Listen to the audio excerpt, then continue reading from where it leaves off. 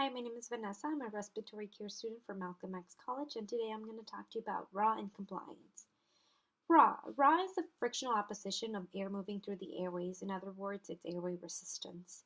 On a patient on a ventilator, we calculate the RAW by subtracting the peak inspiratory pressure minus the plateau pressure.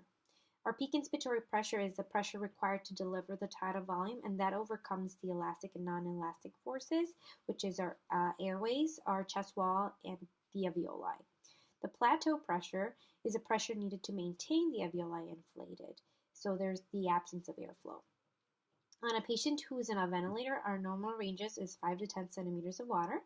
An example, an increase in RAW would be a patient with an asthma exacerbation. That's pathological conditions are inflammation and bronchoconstriction.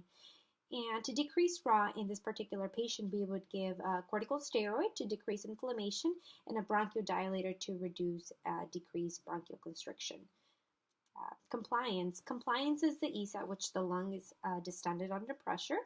On a patient on a ventilator, we can calculate their static compliance by performing an inspiratory pause maneuver. And a static compliance reflects the elastic properties of the lung and chest wall, and airways are not a factor. So that meaning there's no airflow being considered in this calculation. And our calculation to manually do it would be our patient's corrected tidal volume divided by our plateau pressure minus our PEEP. Or you can also do it on the ventilator, that it will do it for you, like right here. I'm just going to get that. We did an inspiratory pause, and it calculated for us right here. So this is our static compliance. And then we have our dynamic compliance, which reflects the airway resistance and elastic properties of the lung and the chest wall, meaning our airways, our chest wall, and the alveoli. So to calculate this, you would take the patient's corrected tidal volume over their peak inspiratory pressure minus their PEEP.